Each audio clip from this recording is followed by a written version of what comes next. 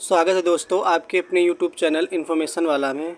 दोस्तों अगर आप भी IBPS यानी कि institute of banking and personal section में पीओ का और मैनेजमेंट ट्रेनी का एग्ज़ाम फॉर्म फिल करना चाहते हैं दोस्तों, तो आज की ये वीडियो आपके लिए है। इस वीडियो में हम इसका step by step full process के साथ फॉर्म फिल करना बताएंगे।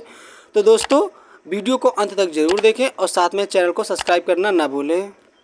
तो दोस्तों आपको अपने ब्राउज़र में सर्च करना है IBPS पीओ मैनेजमेंट ट्रेनी रोज़गार रिजल्ट, इतना लिख के सर्च करना है। हम इस वेबसाइट का लिंक वीडियो के डिस्क्रिप्शन में दे देंगे।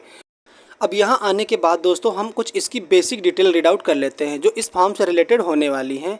तो सबसे पहले यहाँ पे देख लेते हैं दोस्तों 5208 पदों पर ये भर्ती निकाली गई है और पद का नाम है प्रोबेशनरी ऑफिसर यानी कि पीओ और मैनेजमेंट ट्रेनी यानी कि MT 15th एग्ज़ाम 2025। अब यहाँ पे दोस्तों एलिजिबिलिटी की बात कर लेते हैं। तो ऑल इंडिया किसी भी यूनिवर्सिटी के साथ आपका ग्रेजुएट यानी कि बैचलर डिग्री कंप्लीट होनी चाहिए।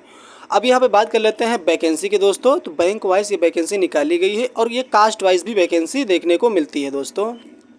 तो यहाँ पे जैसा कि साइड में देख सकते हैं दोस्तों, बैंक ऑफ बड़ौदा में टोटल 1000 पद हैं और इसमें अनरिजर्वेशन के लिए दोस्तों 405 पद, OBC के लिए 270, EWS के लिए 100, SC के लिए 150 और ST के लिए 75 पद निर्धारित किए गए हैं। अब इसी प्रकार दोस्तों बैंक ऑफ इंडिया यानी कि BOI में 238 पद अनरिजर्वेशन के लिए और OBC के लिए 189 पद, EWS के लिए 70, ST के लिए 53, SC के लिए 105, टोटल 700 पद हैं। तो इसी तरह दोस्तों हर बैंक में नंबर ऑफ पोस्ट निर्धारित किए गए हैं, निकाले गए हैं और उस नंबर ऑफ पद में दोस्तों कास्ट वाइज वैकेंसी निर्धारित की गई है, पद निर्धारित किए गए हैं। तो आप लोग वीडियो को पॉज करके इसको एक बार रीड आउट कर लीजिएगा। जिस भी बैंक में आप अप्लाई करना चाहते हैं तो उस बैंक में अपनी पोस्ट देख लीजिएगा किस कास्ट के लिए कितनी पद यहाँ पर रिजर्व हैं दोस्तों। तो यहाँ पे दोस्तों काफ़ी सारे बैंक दिए गए हैं, central bank of India, Indian overseas bank, Punjab national bank. तो यहाँ पे आप लोग इस नोटिफिकेशन में रीड आउट कर सकते हैं यानी कि देख सकते हैं। अब यहाँ पे दोस्तों एज रिलैक्सेशन की बात कर लेते हैं। तो मिनिमम एज आपकी 20 वर्ष होनी चाहिए, मैक्सिमम एज आपकी 30 वर्ष होनी चाहिए और यहाँ पे एज रिलैक्सेशन जो भी है इसको देखने को अलग से मिल जाएगा इसमें। अब यहाँ पे इंपॉर्टेंट डेट और एप्लीकेशन फ़ीस की बात कर लेते हैं दोस्तों। तो 1 जुलाई 2025 से इसमें आवेदन होना स्टार्ट हो गया था दोस्तों और 21 जुलाई 2025 तक इसमें आवेदन होगा। लास्ट पेमेंट की बात कर लेते हैं दोस्तों। तो 21 जुलाई तक ही आप इसमें अपना पेमेंट कर सकते हैं। अब यहाँ पे बात करते हैं दोस्तों प्री एग्ज़ामिनेशन की। तो अगस्त में इसका प्री का एग्ज़ाम करवाया जाएगा और एग्ज़ाम के लगभग एक हफ्ते पहले आपका एडमिट कार्ड रिलीज़ कर दिया जाएगा। मेंस एग्ज़ाम की बात करते हैं दोस्तों तो वो आपका अक्टूबर में करवाया जाएगा। अब यहाँ पर दोस्तों बात कर लेते हैं एप्लीकेशन फ़ीस की। तो यहाँ पे अनरिजर्वेशन EWS और OBC के लिए 850 रुपये रखी गई है, SC ST और PH के लिए 175 रुपये रखी गई है दोस्तों, जिसका पेमेंट आप लोग net banking, debit card, credit card और UPI के माध्यम से भी कर सकते हैं दोस्तों। तो ये है दोस्तों इस फॉर्म से रिलेटेड कुछ बेसिक डिटेल जो कि आपको फॉर्म फिलअप करने से पहले देख लेनी है, जानकारी ले लेनी है, उसके बाद में आपको अपना आवेदन करना है। अब चलते हैं दोस्तों इसमें अपना आवेदन करते हैं। तो यहाँ पे दोस्तों पेज को हम ऊपर स्क्रॉल करेंगे और यहाँ पे नीचे आ जाएंगे। नीचे आने के बाद आपको यहाँ पे क्लिक हियर का लिंक मिल जाएगा, अप्लाई ऑनलाइन का लिंक मिल जाएगा।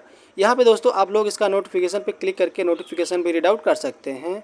तो नोटिफिकेशन रीड आउट करने के बाद दोस्तों अप्लाई ऑनलाइन के सामने क्लिक हियर का लिंक मिल जाएगा, उस पर क्लिक कर देंगे और ऑफिशियल साइट पर हम आ जाएंगे। डायरेक्ट अप्लाई का भी लिंक हम वीडियो के डिस्क्रिप्शन में दे देंगे, वहाँ पे क्लिक करके आप इसकी ऑफिशियल वेबसाइट पे डायरेक्ट आ सकते हैं। अब यहाँ पे दोस्तों आने के बाद आपको दो ऑप्शन दिए जाते हैं, रजिस्ट्रेशन का और लॉगिन का। अगर आपका अकाउंट पहले से बना है तो लॉगिन पे क्लिक करेंगे और अगर आपका अकाउंट पहले से नहीं बना है, आप फर्स्ट टाइम इसमें फॉर्म फिल करना चाहते हैं दोस्तों, तो रजिस्ट्रेशन पर क्लिक करके आपको अपना रजिस्ट्रेशन कम्प्लीट कर लेना है। तो सबसे पहले दोस्तों रजिस्ट्रेशन कर लेते हैं, उसके बाद में इसमें फॉर्म फिल करेंगे। तो रजिस्ट्रेशन पे क्लिक करेंगे और यहाँ पे दोस्तों आपके सामने एक पेज खुल जाता है। अब यहाँ पे दोस्तों 6 स्टेप में आपको अपना फॉर्म कंप्लीट करना है। तो यहाँ पे सबसे पहले बेसिक इन्फॉर्मेशन आपको फिल करना है। तो यहाँ पे सबसे पहले दोस्तों फर्स्ट नेम आपको अपना फिल कर देना है, उसके बाद में फर्स्ट नेम को कंफर्म भी कर देना है साइड में। और यहाँ पे दोस्तों आपको अपने अकॉर्डिंग अपनी जानकारी फिल करना है दोस्तों। हम ये जानकारी अपने फॉर्म के अकॉर्डिंग फिल कर रहे हैं। उसके बाद में मिडिल नेम है तो मिडिल नेम फिल कर सकते हैं और नहीं है तो नहीं फिल कर सकते हैं दोस्तों। उसके बाद में यहाँ पे लास्ट नेम फिल करेंगे और इतनी जानकारी फिल करने के बाद पेज को ऊपर स्क्रॉल करेंगे। यहाँ पे दोस्तों आपको अपना एक मोबाइल नंबर फिल कर देना है और उसके बाद में इस स्टेप पे आपको अपना मोबाइल नंबर कंफर्म भी कर देना है। अल्टरनेट मोबाइल नंबर है तो उसको फिल कर सकते हैं, अगर नहीं है तो उसको खाली भी छोड़ सकते हैं। और यहाँ पे दोस्तों आपको अपनी एक ईमेल आईडी फिल कर देनी है जो कि @ के पहले हो दोस्तों। @ के बाद आगे का डोमेन साइड में बॉक्स में यहाँ पे सेलेक्ट करेंगे। उसके बाद में यहाँ पे कन्फर्म ईमेल आईडी पे क्लिक करके आपको अपनी ईमेल आईडी कन्फर्म भी कर देनी है दोस्तों। तो यहाँ पे हम अपने डोमेन सेलेक्ट कर लेते हैं। अब यहाँ पे दोस्तों आपको अपनी ईमेल आईडी कन्फर्म कर देनी है। ईमेल आईडी कंफर्म करने के बाद यहाँ पे कैप्चा कोड को फिल करेंगे और सेव एंड नेक्स्ट पे हम क्लिक कर देंगे दोस्तों। अब यहाँ पे ओके पर क्लिक करेंगे, आपकी डिटेल सेव हो जाती है दोस्तों। अब इस स्टेप पे आपको अपना फोटोग्राफ अपलोड करना है और एक लाइव फ़ोटो कैप्चर करनी है। उसके बाद में आपको अपना सिग्नेचर अपलोड करना है। तो यहाँ पे चूज़ फाइल पे क्लिक करके आपको अपना फ़ोटोग्राफ अपलोड कर लेना है दोस्तों। तो यहाँ पे जैसा कि देख सकते हैं दोस्तों, हमारा फ़ोटोग्राफ अपलोड हो चुका है। अब कैप्चर फ़ोटो पे क्लिक करेंगे और अपनी लाइव फ़ोटो यहाँ पे हम कैप्चर करेंगे। तो यहाँ पे हम अपनी लाइव फ़ोटो कैप्चर कर लेते हैं दोस्तों। कैप्चर करने के बाद सेव पे क्लिक कर देंगे और यहाँ पे हमारी लाइव फ़ोटो भी कैप्चर हो जाती है। और उसके बाद में यहाँ पे दोस्तों डिक्लेरेशन पे टिक करेंगे और यहाँ पे आपको नीचे सिग्नेचर अपलोड कर देनी है दोस्तों, जो कि ब्लैक पेन से कैपिटल लेटर में लिखी होनी चाहिए दोस्तों। तो यहाँ पे हमने अपनी सिग्नेचर भी अपलोड कर दी है। अब कन्फर्मेशन पे क्लिक करेंगे और सेव पे क्लिक कर देंगे दोस्तों। सेव पे क्लिक करने के बाद आपका जो है सिग्नेचर और फोटोग्राफ अपलोड हो जाता है दोस्तों। अब यहाँ पे सबसे पहले आपको अपनी कैटेगरी फिल करनी है। जिस भी कैटेगरी से आप बिलोंग करते हैं कैटेगरी सेलेक्ट कर लेनी है। उसके बाद में बेंचमार्क डिसेबिलिटी में अगर आते हैं दोस्तों तो यस कर लेना है, अगर नहीं आते हैं तो नो कर देना है। उसके बाद में यहाँ पे दोस्तों सब ऑप्शन आपको फिल नहीं करने हैं, जो कि मैंडेटरी हैं जो ऑप्शन, उन्हीं ऑप्शन को आपको फिल करना है। आप अपने अकॉर्डिंग भी इसका ऑप्शन फिल कर सकते हैं दोस्तों।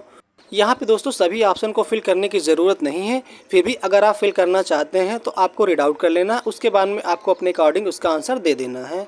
और यहाँ पे उसके बाद में दोस्तों एक्स सर्विस मैन अगर हैं दोस्तों तो यस करना है, अगर नहीं है तो नो कर देना है। उसके बाद में पब्लिक सेक्टर के किसी बैंक में अगर आप काम कर चुके हैं दोस्तों तो यहाँ पर यस करना है, नहीं तो यहाँ पर भी नो कर देना है। और उसके बाद में नीचे आपको अपना रिलीजन सेलेक्ट कर लेना है। माइनॉरिटी कम्युनिटी से आते हैं तो यस करना है, नहीं तो यहाँ पर नो कर देना है। उसके बाद में यहाँ पे दोस्तों have you appear to CWECRPPOMT earlier, यानी कि अगर आप इससे पहले इसमें अपना आवेदन कर चुके हैं दोस्तों, फॉर्म फिल किए हैं दोस्तों या पेपर इसका दिए हैं तो यस करना है, नहीं तो यहाँ पर नो कर देना है दोस्तों। उसके बाद में यहाँ पे दोस्तों अगर आप ट्रेंड हैं अप्रेंटिस के तौर पर पब्लिक सेक्टर के जो बैंक है दोस्तों तो यस करना है, नहीं तो यहाँ पर भी नो कर देना है। उसके बाद में आपको अपनी नेशनलिटी सेलेक्ट करना है और एग्ज़ामिनेशन सेंटर का जो स्टेट है उस स्टेट को यहाँ पे फिल करना है।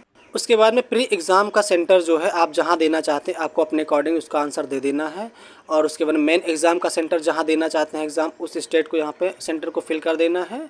और यहाँ पे दोस्तों पेपर देने के समय आपको जो आईडी ले जाना है दोस्तों उस आईडी को यहाँ पे टिक कर देना है। और आईडी सेलेक्ट करने के बाद उस आईडी नंबर को यहाँ पे फिल कर देना है दोस्तों, ताकि जब भी उसका पेपर देने जाएंगे प्री का और मेंस का, तो सबसे पहले इसका प्री का एग्ज़ाम होगा, तो प्री का एग्ज़ाम देने जाएंगे दोस्तों तो उस आईडी को लेकर जाना पड़ेगा आपको।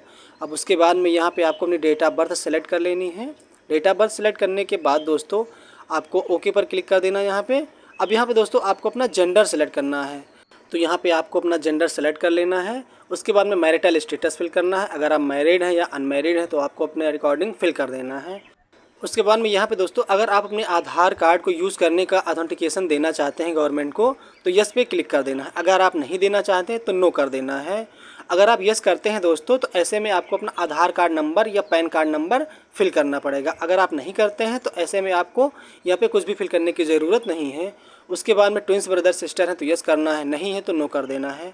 और यहाँ पे दोस्तों आपको अपना फादर का नाम यहाँ पे फिल कर देना है। फादर का नाम फिल करने के बाद आपको अपनी मदर का नाम फिल करना है। एस्पोसियस नेम में दोस्तों आप अपने फादर का नाम यहाँ पे फिल कर सकते हैं। उसके बाद में इस स्टेप पे आपको अपना करस्पॉन्डेंट एड्रेस फिल करना है दोस्तों। तो सबसे पहले एड्रेस 1 में आप अपने गांव का नाम फिल कर सकते हैं। एड्रेस 2 एड्रेस 3 में डाकखाने का नाम दे सकते हैं, स्ट्रीट का नाम दे सकते हैं। स्टेट फिल करना है, डिस्ट्रिक्ट फिल करना है और डाकखाने का पिन कोड यहाँ पे साइड में फिल कर देना है। यहाँ पे दोस्तों अगर आपका परमानेंट एड्रेस और करस्पॉन्डेंट एड्रेस दोनों अलग अलग है तो आप अलग अलग फिल कर सकते हैं। अगर आपका दोनों एड्रेस सेम है तो यहाँ पे सेम एस पे टिक कर दीजिएगा। अब यहाँ पे जीएसटी इनवॉइस में दोस्तों जीएसटी इनवॉइस में आप करस्पॉन्डेंट एड्रेस भी फिल कर सकते हैं और यहाँ पे परमानेंट एड्रेस भी फिल कर सकते हैं। फिल करने के बाद दोस्तों एप्लीकेशन फ़ीस का चार्ज 175 रुपये हमसे लिया जा रहा है। अब यहाँ पे डिटेल को वैलिडेट कर देनी है और उसके बाद में नेक्स्ट कर देना है। नेक्स्ट कर देने के बाद दोस्तों आपकी डिटेल सेव हो जाती हैं और यहाँ पे इस स्टेप पे आपको अपनी क्वालिफ़िकेशन डिटेल फिल करनी है। तो सबसे पहले आपको अपनी एसएससी की यानी कि 10th की सर्टिफिकेट की डिटेल फिल कर देनी है। सबसे पहले आपको अपना बोर्ड फिल कर देना है और उसके बाद में यहाँ पे पासिंग ईयर फिल कर देना है। यहाँ पे 10th में आपको कुछ अलग फिल करने की ज़रूरत नहीं पड़ती यहाँ पे दोस्तों। सबसे पहले आपको बोर्ड फिल करना है, उसके बाद में पासिंग ईयर, जिस ईयर आप पास आउट हुए हैं 10th को उस ईयर को फिल कर देना है और जितने परसेंट नंबर से फिल हुए हैं, पास हुए हैं, नंबर फिल कर देना है। फर्स्ट डिवीज़न, थर्ड डिवीज़न या फिर सेकेंड डिवीज़न जो भी पास आउट हुए हैं उसको फिल कर देना है। उसके बाद में दोस्तों आपको अपनी ग्रेजुएशन की डिटेल फिल करनी है। तो सबसे पहले आपको अपनी यूनिवर्सिटी का नाम यहाँ पे फिल कर देना है दोस्तों। तो जिस भी यूनिवर्सिटी से आप पास आउट हुए हैं दोस्तों उस यूनिवर्सिटी का नाम यहाँ पे फिल कर देना है। उसके बाद में जिस भी कोर्स को आपने कर रखा उस कोर्स को यहाँ पे फिल कर देना है। और उसके बाद में यहाँ पे दोस्तों स्पेशलाइजेशन सब्जेक्ट में जिस भी सब्जेक्ट को आपने स्पेशल रखा था उस सब्जेक्ट को फिल कर देना है। और उसके बाद में पासिंग ईयर विथ डेट के साथ में फिल करना है। और यहाँ पे ग्रेजुएशन में जितने परसेंट नंबर आपको मिले हैं दोस्तों उसका परसेंटेज यहाँ पे फिल करना है और डिवीज़न फिल करना है, फर्स्ट डिवीज़न, सेकंड डिवीज़न या थर्ड डिवीज़न। आप चाहें तो अपनी पोस्ट ग्रेजुएशन या फिर अदर डिटेल भी फिल कर सकते हैं। उसके बाद में वर्किंग नॉलेज आप कंप्यूटर सिस्टम का है दोस्तों तो यस करना है। उसके बाद में यहाँ पे दोस्तों कंप्यूटर का जो नॉलेज है आपने डिप्लोमा कर रखा है या सर्टिफिकेट है जो भी आपका है दोस्तों उसको फिल कर देना है। या फिर दोस्तों आपने 10th के लेवल पे या 12th के लेवल पे जो कंप्यूटर का कोर्स करवाया जाता है कॉलेज के द्वारा उसी का नॉलेज है तो आपको अपने अकॉर्डिंग इसकी जानकारी फिल कर देनी है। उसके बाद में वर्किंग एक्सपीरियंस है दोस्तों तो यहाँ पे यस कर सकते हैं, अगर नहीं है तो नो भी कर सकते हैं, यहाँ पे मैंडेटरी नहीं है ये ऑप्शन। उसके बाद में यहाँ पे दोस्तों प्री एग्ज़ाम ट्रेनिंग अगर आप लेना चाहते हैं SC ST या OBC के लिए तो यस पे कर देना है, अगर नहीं लेना चाहते तो नो कर देना है। इस ऑप्शन को आपको अपने अकॉर्डिंग रीड आउट करके इसका आंसर दे देना है दोस्तों। और उसके बाद में यहाँ पे आपको अपनी लैंग्वेज फिल करनी है। तो जितनी भी लैंग्वेज आपको आती हैं दोस्तों, हिंदी, इंग्लिश, उसको सेलेक्ट कर लेना है। सेलेक्ट करने के बाद रीड, राइट, स्पीक यानी कि बोलना, लिखना और पढ़ना आता है उस पर टिक कर देना है। एक्स्ट्रा लैंग्वेज अगर आपको आती हैं तो उसको फिल कर देना है, अगर नहीं आती हैं तो नो कर देना है। उसके बाद में डिटेल वैलिडेट कर देनी है। डिटेल वैलिडेट करने के बाद सेव एंड नेक्स्ट पे हम क्लिक कर देंगे। नेक्स्ट करने के बाद दोस्तों अब इस स्टेप पे आपको अपना ब्रांच सेलेक्ट करना है दोस्तों। जिस भी बैंक के लिए आप अप्लाई करना चाहते हैं उस बैंक को यहाँ पे सिलेक्ट कर लेना है। तो यहाँ पे दोस्तों मल्टीपल बैंक दिए जाते हैं जैसा कि हमने नोटिफिकेशन में देखा था दोस्तों। अब यहाँ पे नोटिफिकेशन पेज को ओपन करते हैं तो यहाँ पे दोस्तों जैसा कि देख सकते हैं आप जिस भी कास्ट से आते हैं उस कास्ट में जितनी भी वैकेंसी जिस भी बैंक में दिया गया है दोस्तों आप उसके अकॉर्डिंग उसका प्रेफरेंस वहाँ पर दे सकते हैं। बैंक ऑफ बड़ौदा में देख सकते हैं, BOI यानी कि बैंक ऑफ इंडिया में, बैंक ऑफ महाराष्ट्र में, Canara bank, central bank, Indian overseas bank, Punjab national bank. तो यहाँ पे देख सकते हैं दोस्तों। तो यहाँ पे दोस्तों आप चाहें तो सभी बैंक का ऑप्शन सेलेक्ट कर सकते हैं या फिर आप अपने अकॉर्डिंग एक दो बैंक को भी सिलेक्ट कर सकते हैं। तो आप अपने अकॉर्डिंग इसका आंसर यहाँ पे दे सकते हैं दोस्तों। तो हम यहाँ पे सभी बैंक को सेलेक्ट करते हैं। तो जिस भी बैंक में ज़रूरत होगी उस बैंक में हमको एक्सेप्ट कर लिया जाएगा यानी कि ले लिया जाएगा। तो यहाँ पे जैसा कि देख सकते हैं आप डिटेल वैलिडेट कर देनी है और सेव एंड नेक्स्ट पे क्लिक कर देना है। नेक्स्ट करने के बाद दोस्तों आपके एप्लीकेशन का प्रीव्यू आ जाता है। अब यहाँ पे पेज को ऊपर स्क्रॉल करेंगे और यहाँ पे दोस्तों आपको अपनी एप्लीकेशन का प्रीव्यू चेक कर लेना। आई एग्री पे क्लिक करना है, कन्फर्म पे क्लिक करना है दोस्तों।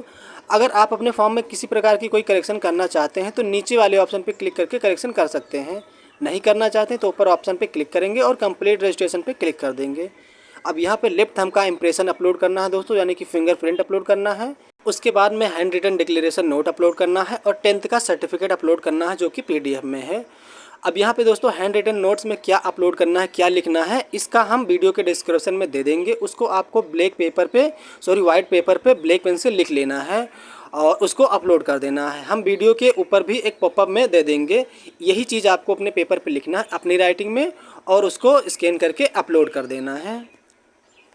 तो यहाँ पे दोस्तों हमने अपने तीनों डॉक्यूमेंट को अपलोड कर लिए हैं। अपलोड करने के बाद कंफर्मेशन पे क्लिक करेंगे और यहाँ पे दोस्तों I agree to connect DigiLocker, अगर आप डिजीलॉकर से अपनी ऑथेंटिकेशन यानी कि डिटेल देना चाहते हैं तो यस पे कर देना है, अगर नहीं देना चाहते हैं तो नो कर देना है। उसके बाद में कैप्चा कोड को फिल करेंगे और नेक्स्ट पे क्लिक कर देंगे, ओके पर क्लिक करेंगे। ओके पर क्लिक करने के बाद दोस्तों यहाँ पे आपका फॉर्म सक्सेसफुली फिल हो जाता है। अब इस स्टेप पे आपको अपना पेमेंट करना है। पेमेंट करने के बाद ही दोस्तों आप अपने प्रिंट आउट को डाउनलोड कर पाएंगे। तो इस तरह से दोस्तों IBPS बैंक का ऑनलाइन फॉर्म बिना किसी प्रॉब्लम के आप घर बैठे फिल कर सकते हैं। उम्मीद है इस वीडियो से आपको काफ़ी हेल्प हुई होगी दोस्तों। वीडियो में लास्ट तक बने रहने के लिए धन्यवाद। मिलते हैं अगले वीडियो में, तब तक के लिए जय हिंद।